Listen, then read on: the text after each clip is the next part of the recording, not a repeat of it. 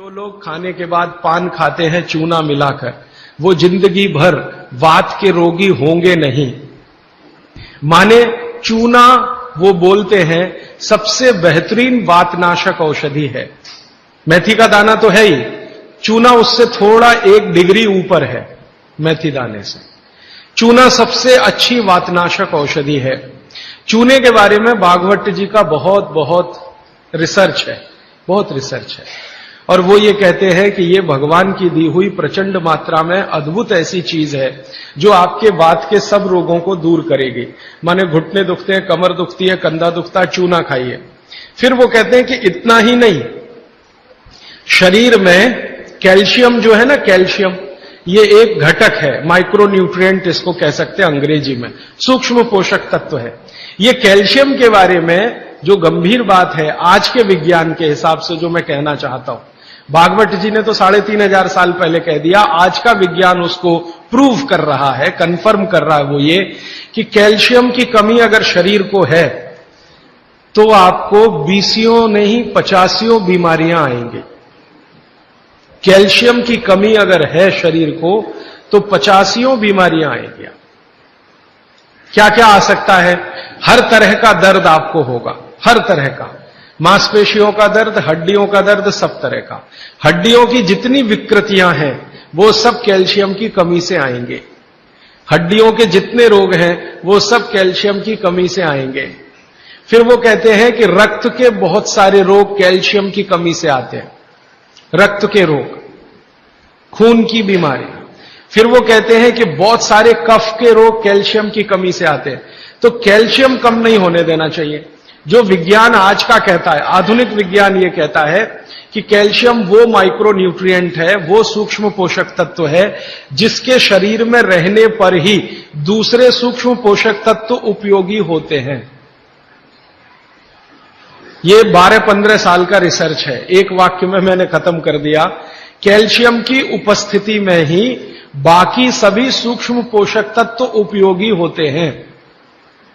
इसका मतलब यह है कि अगर आपको शरीर में विटामिन सी का असर देखना है तो कैल्शियम चाहिए, विटामिन ए का असर देखना है तो कैल्शियम चाहिए, विटामिन बी का असर देखना है तो कैल्शियम चाहिए, अगर विटामिन डी का असर देखना है तो भी कैल्शियम चाहिए, विटामिन के का असर देखना है तो भी कैल्शियम चाहिए, प्रोटीन अच्छे से आपके शरीर को काम में आए तो कैल्शियम चाहिए, कार्बोहाइड्रेट्स ठीक से आपके शरीर को मदद करे तो कैल्शियम चाहिए, फैट्स आपके शरीर में डिसॉल्व होते रहें और जहां जरूरत है वहां लुब्रिकेशन में मदद करते रहें तो कैल्शियम चाहिए। माने समझ लीजिए कि कैल्शियम अगर नहीं है तो शरीर में सब कुछ बीमारियां आने ही वाली है। इसलिए कैल्शियम की उपलब्धता शरीर को होनी ही चाहिए। अब इसके बारे में भागवत जी कहते हैं, आधुनिक विज्ञान ने अभी प्रूव किया, भागवत जी पहले ही कह गए कि हमारे शरीर की 40 वर्ष की उम्र तक, 40 से 45 वर्ष की उम्र तक जो कुछ भी हम खा रहे हैं इसी में से हमको कैल्शियम मिलता रहता है। सबसे ज्यादा कैल्शियम आप जानते हैं दूध में है, दूध, फिर दूध के बाद दही, दही के बाद मट्ठा, मट्ठे के बाद मक्खन, मक्खन के बाद घी, इन सब में भरपूर कैल्शियम है। फिर आपने खाया संतरा, मौसम्मी, नारंगी, अंगूर, द्राक्ष, जो भी खट्टे फल, आम वगैरह वगैरह, सब में कैल्शियम भरपूर मात्रा में है। फिर सबसे ज्यादा कैल्शियम फलों में माना जाता केले में है। केला भरपूर खाना चाहिए क्योंकि कैल्शियम का सबसे बड़ा भंडार है और आसानी से हजम होता है। तो ऐसे जो फल हैं इनका जो कैल्शियम है ये 40-45 साल तक हमें आसानी से मिलता रहता है, क्योंकि शरीर की जो बायोकेमिस्ट्री है 40-45 साल तक एकदम दुरुस्त और तंदुरुस्त रहती है। जठर अग्नि भी तीव्र रहती है, बाकी सब फंक्शन ठीक है। लेकिन जैसे ही 45 की उम्र खत्म होती है, माताओं को यह बात विशेष रूप से कह रहा हूं, बहनों को, माताओं को, जैसे ही आपकी 45 की उम्र पूरी होती है और आपका मेंसिस साइकिल बंद होता है, मासिक धर्म आपका बंद होता है, उसी समय आपको कैल्शियम हजम होना कम होना शुरू होता है। आप कितना भी ये सब चीजें खाएं, केला भी खाएं, ये भी खाएं, लेकिन कैल्शियम उतना पूर्ति नहीं करता, क्योंकि कैल्शियम को शरीर में डाइजेस्ट कराने वाला जो हार्मोन है वो तभी तक आपको है जब तक आपकी मासिक चक्र की शुरुआत है। मासिक चक्र बंद होते ही ये हार्मोन कम होता है। आप जानते हैं कई हार्मोन्स कम हो जाते हैं, तो कैल्शियम डाइजेस्ट होना बहुत मुश्किल होता है। तब आपको जरूरत पड़ती है कि बाहर से कैल्शियम लें।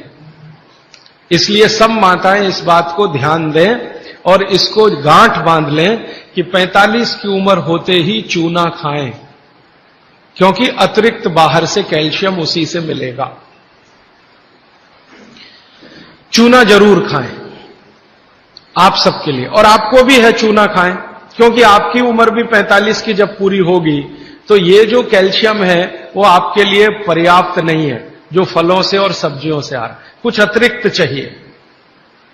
और चूंकि बाकी सब माइक्रो न्यूट्रिएंट्स कैल्शियम की उपस्थिति में ही काम आएंगे, इसलिए इस पर ध्यान दीजिए। तो शायद इसलिए इस देश में एक परंपरा विकसित हुई है पान खाने की। ये पान खाने की परंपरा बहुत वैज्ञानिक है, बहुत ही वैज्ञानिक। जिसने भी शुरू की वो बागभट्ट का पक्का चेला रहा होगा, बहुत समझकर उसने ये शुरू की। और ये अद्भुत है। अद्भुत मैं इसलिए कह रहा हूं कि भारत की सब जातियों में उत्तर से दक्षिण, पूरब से पश्चिम ये परंपरा है। कहीं भी चले जाओ, आप सिक्किम में चले जाओ, अरुणाचल में चले जाओ, वो भी पान खाते हैं। और आप धुर दक्षिण में आ जाओ तो यहां भी है, उत्तर में चले जाओ, कहीं भी चले जाओ। तो ये पान खाना भारतीय सभ्यता का एक बहुत महत्वपूर्ण अंग है जो स्वास्थ्य से जुड़ा हुआ है। बस ध्यान इतना ही रखिए कि पान जो है चूने का ही खाना है। पान जो है चूने का ही खाना है।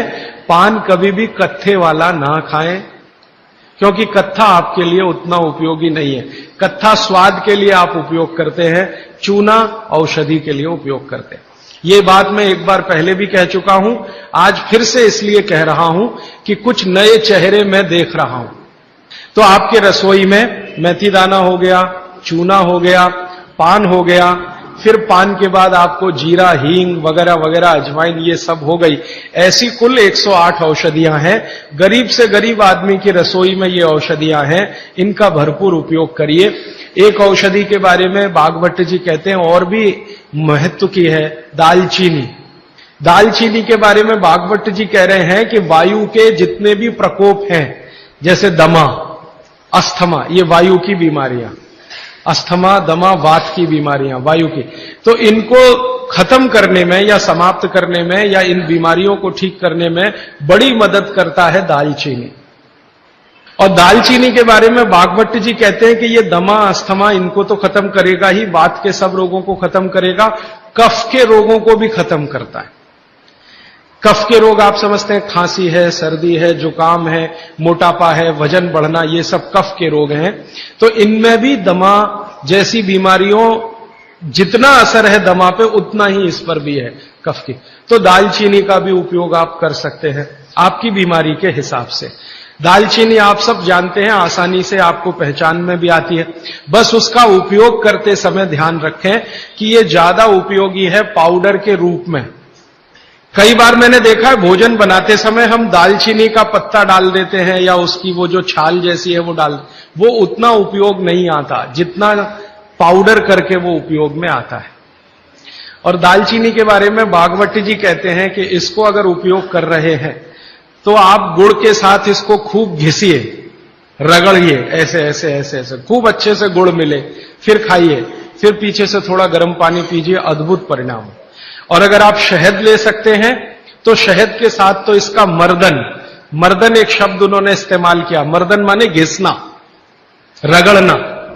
तो वो कहते हैं कि खूब रगड़ करके, मर्दन करके शहद में ऐसे ऐसे ऐसे ऐसे 5-7 मिनट, फिर चाटिए और थोड़ा हल्का गुनगुना पानी पीजिए, तो आपके शरीर के कम से कम तो 50 रोग ये अकेला दालचीनी खत्म कर देगा, कम से कम 50।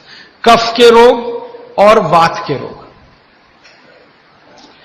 तो ऐसी बहुत सारी चीजें अपने रसोई में है।